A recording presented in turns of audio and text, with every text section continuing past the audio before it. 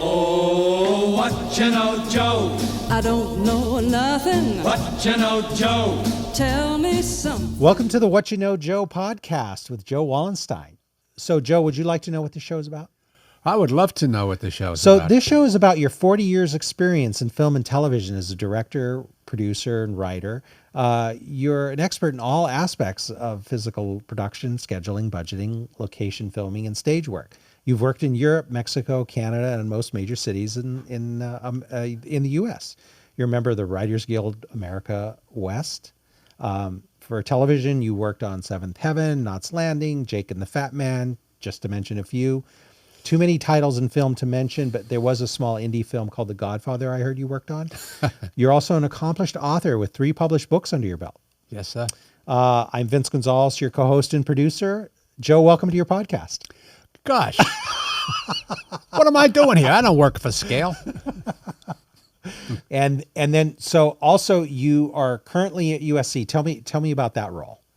Well, I am the director of physical production for the School of Cinematic Arts. We make, every year it's different, but on average about 1,200 projects a year. And this is my 20th year, so that puts us in the 25,000 project range. Mm-hmm. I'm very proud to say we've never had an injury. It's partly because before I was any of those wonderful things you articulated, I was an assistant director. And oddly enough, the most comfortable place I've ever been in my life is next to a camera on a big set. Strange, you would think, the center of the maelstrom is not where you want to be. I was always very comfortable there. Mm-hmm. I also surprisingly work well under stress. Some of the most stressful situations in my career when my blood pressure has been the best. I cannot explain that. The one credit here at school that the kids really relate to is, Joe, you worked on The Godfather? I think I was 28 years old or 27. It was the second job I did. I was so far down the food chain that I was like the little red light on the caboose. I didn't do the whole movie. Dealt mostly when we were at the Corleo compound, 300 extras and 12 actors and some other stuff. For the wedding? Or? For the wedding sequence, that wow. whole opening. And then anything up at the compound, I was there. And that was where was that? Staten Island. Staten Island. Yeah. Wow. Yeah.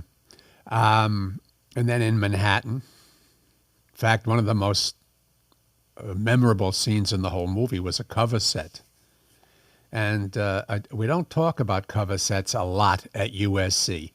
And when we do, it's because it doesn't rain out here. But when you go out of Los Angeles and you always have a cover set. Because you go anywhere else and it snows, it rains, it gets windy, the camera the wind strike that, the weather changes suddenly. So, but on The Godfather, that scene where Pacino, Pacino says, I'm going to kill the captain in Salazzo. Yeah. It was a cover set. We were supposed to be in the Bronx that day, but it rained. So we were on the studio in the stage on 57th Street in Manhattan, and they're sitting around talking, rehearsing. 4 o'clock in the afternoon, they shoot it. By 7 o'clock or 8 o'clock, they were done. Was one of the pivotal scenes in the movie, and was a cover set.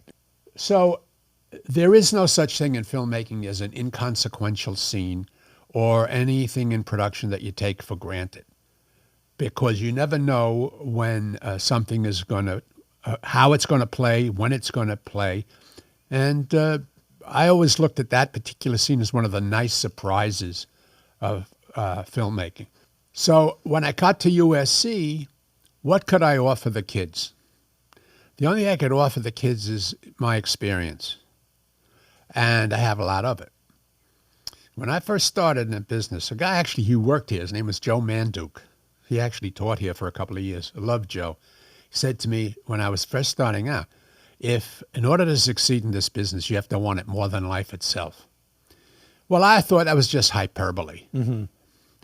Well, turns out that there was a lot of truth in what Mr. Manduke was saying. In my career, I've been punched, stabbed, shot at, and had eye surgery because of spending a night at Sniper's Park in Harlem when it was windy and freezing cold. But those weren't the most dangerous parts of my career. My most dangerous parts of my career were driving home after 20, 22-hour days and falling asleep at the wheel of my car. Yeah. That was when I came the closest to buying the farm. Yeah. Yeah. So fortunately, now here we are many years later, and that stuff doesn't happen anymore. Film companies still shoot too many hours, Yes. but there is no more unlimited hours. Yeah. So that experience when I got to USC is one of the reasons, fortunately, I had like-minded associates here, why we're a 12-hour school. We don't shoot 14, 15, 16. We really, and this is going to dovetail into a not where you thought I was going with it. That kind of humanity in filmmaking is what's going to rescue the next generation of filmmakers. Yeah. Yeah. I come out of the era where money was everything. Yeah. And money is still paramount in the industry, but there's starting to be an awareness that humanity counts, and Yeah. that's huge. Yeah. You and I talked about this previously, about how both of us were really inspired by this generation filmmakers, their empathy, their attention to, anybody marginalized, Right. Mental health being protected, things like that. So tell me about your writing. Tell me about your need to want to do that, and where you are now with that. Well, that's a good question. I'm in two different places. I'll explain that.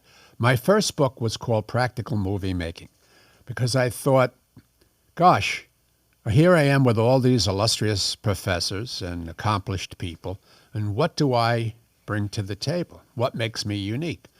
What makes me unique is that I've done movies, television, commercials as a second assistant, first assistant, production manager, associate. I mean, I've really been there.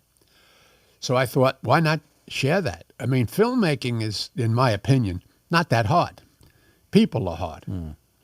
So I sat down just to tell. It was like I was talking to my nephew. Yeah.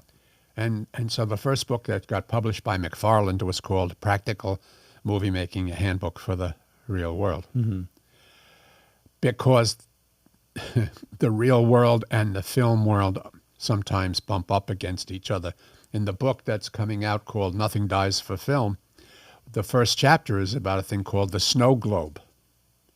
Because filmmakers get into this little bubble where they think the world is their film, and are greatly surprised to discover that they're just a small bubble in a much greater canvas. In between, I wrote a book that took me many years. I started as a script, got it optioned a couple of times. I pitched it to Brad Pitt. But I'm the last guy to have met with the attorney John Flynn, who pled the Miranda case before the United States Supreme Court. Wasn't the only attorney, but he was the first one, and he was Miranda's attorney. And I met with him, and 3 months after I met with him, he passed away. Wow. So it left me the only one who could tell his Yeah. story. Yeah. It's an interesting story. I think it'd make a fabulous movie, but it's not politically correct in today's marketplace because Flynn and Miranda, they weren't, Mickey Rooney and they weren't two good guys, and Jackie Cooper. They were not two good guys. They were two very different but troubled guys.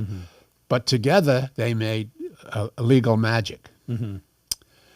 So it's the story from two men from opposite ends of the human social spectrum who came together in one blazing moment of legal history, and how that moment changed not only their lives, but the lives of all Americans. So that was published by an outfit called Trine Day, which is the publishers of Nothing Dies for Film, which I think will be out in about 6 months. Let's talk origin story a little bit. Like, let's talk about how you sort of first became attracted to entertainment, and how you got into that. I graduated high school. I was 16. But I wasn't a particularly good student, because my mother had gotten her master's from NYU. In those days, they had legacies. NYU took me. But it was the height of the Vietnam War, and I was in the School of Commerce. And most of the guys in the School of Commerce were there for one reason. It had nothing to do with education and everything with beating the draft. But I was 16. Over the summer, I turned 17. My mother said, you're going to meet people. You'll join a fraternity. You'll meet a better class of people. Right. In Greenwich Village in the 60s, I was in Animal House. And I used to think, my mother was a lot hipper than I ever gave her. Had a wonderful 17th year, at the end of which NYU said to me, you know, Joe, we love you, but you're going to have to go do something else because you ain't going to be here. So here I am, 17. I've already flunked out of college. I don't know what I'm going to do with myself, but I got to get some job. So I get a job carrying the mail for ABC, American Broadcasting. And in those days, it wasn't just one. They had 5 different locations, but one of those locations was a sound stage. And it was freezing cold in the winter. And, you know, other than delivering the mail, your most important was get inside somewhere. So I'd always managed to duck into the sound stage. Well, I go in there, and here's this white Buick Riviera, XKE. I forget what it was, 549, some very exotic, sexy car, and there's a drop-dead gorgeous blonde model sitting on it, and they're taking pictures. And I'm thinking to myself, you know, I don't know much, but I like this. So after a while of going into that studio, it was just the one day that car was there, but I thought, gosh, this is interesting. So I would go there, and I got friendly with them, and they let me in the control room. Oh, neat. When the 6 months probation was up, when I went back to NYU, I said to Haig, the guy's name was Haig Manoogian. He sort of had my job there at NYU. I'd like to take film courses, but that's in the School of Education. You'd have to write a letter. Would you do that? And he did. And the minute I got near the film aspects, my career as a student changed. Suddenly I was getting all good grades and really good. So my mother had always told me, Joe, you'll go to college. When you call your first job out of school, you're going to make $100,000. You're going to be. I get out of school, get a job for $60 a week. I thought, oh my Lord, I'm a failure at 19, 20. Was for an outfit called VPI, Video Productions, and they did commercials. But I met so many really good assistant directors and production managers there, that when I got in those days, you get into the union under Taft-Hartley. Yeah. All I needed was 30 days. Today you need 20 times that, but then I needed 30 days. Got into the union. I've been in the Directors Guild since forever. And what I realized is everything I learned about film did not come from NYU. Sorry, SCA. I learned it on the streets as a grunt, running for coffee. Standing there all night freezing so that they could get a parking spot in the morning for the grip truck, right? You know, the real grunt work. But I learned so much. And the more I learned, the more I liked, the more I wanted to know. And I got on great with the crews. I've always really respected the crews. You know, in the elitist mentality of Hollywood, you think it's all the beautiful people, the A-listers, the extremely wealthy. I think some of the most creative people I met were Teamsters, grips, carpenters, set decorators, scenic artists. So I developed a tremendous affection for that. And the more I learned, the more I wanted to do. You know, it's funny because I think that scenario that you just described is really, it's almost like a PhD in problem solving. Oh, for sure. You know what I mean? Because Yeah. each one of those departments that you mentioned is under the gun, under budgeted, can get fired, and so the resources that people have to pull out are pretty amazing. And it's the one thing that I think you and I both have conversations with students now is this disconnect between what's happening in the education world and what they don't know is about to happen in the real world. Hopefully we can bridge that gap a little more as we go forward. Well, One thing I'd like to say when we go back to the thing about humanity, one of the very positive things that surprised me about school was, with only one exception in 20 years, the kids across the board embraced the concept of treating animals well. Yeah. Now, you might say, oh, well, that's because they're cute, they're furry, the kids like them. I don't see it that way. Yeah. I come from Brooklyn. Protecting the most vulnerable. In my neighborhood, we did not allow bullying. Yeah. You could not bully in my that was trouble for you Yeah. if you were going to bully. So when I got here and I see how these kids really respect all, that for me may sound corny, but that for me is a real inspiration and makes me think that this next generation will do better than the prior generations, Yeah. just on their humanity. A long time ago, somebody said to me, you got to be careful in the industry. You got to decide what you are. Otherwise, people get nervous. They think you're a jack of all trade and a master of none. So as my career came along, I had to decide, was I going to just be a writer? Was I just going to be a director? And so it became, what are they going to most accept me as? And it was always as a producer. Mm-hmm. When the opportunities came along to direct, I directed. And to write, I write. But the one thing about the writing, unlike producing and unlike directing and every other aspect of the business, the writing's the one thing nobody has to give you permission. So I'm attracted to the freedom of it. I write something and you like it, bravo. I write something and you hate it, I'm sorry, I missed the mark. I'll get on to the next one. But there's no, you can't, you got to find $1 million. You got to be permission. You got to be greenlit. You got to be okayed. You got to be, no, just right. Yeah. Yeah. So it's a freedom thing. Yeah. It's one of the rare opportunities of this business where you can sit down in a dark room and really express yourself completely unfiltered. Classic story about William Faulkner. He came out to Hollywood and he was going to get a contract and write. He says, is it okay if I go home to write? And they thought, sure, he'll go to Hollywood in his cabin. He went to Tennessee. Well, in the computer age, you could be in a hut on the dark side of the moon and push a button and you get your work out. Yeah. So that's another kind of freedom. Yeah. That's amazing. Well, we're excited to learn more about the book that you're writing. It's a combination of my experience here at USC and a lot of experience when in the industry. It's anyway, what you said about being around people with money or success, you see, and why I say people are hard. I think, at least for me, I had a Pollyanna view of the business. Dedicated professionals, they gotta dance, they gotta sing. There's some real scuzzy people in this business, and you don't always get to work with your idols, you know. Yeah. So how you learn to navigate that without becoming that, Yeah. is, and it can be difficult. It can be difficult because you will come upon times where you'll have to decide between the right thing and the expedient thing. Mm-hmm. Expedient usually in the form of a lot of money and reputation. That's the toughest part of this business, but it's then the toughest part of any business, you know?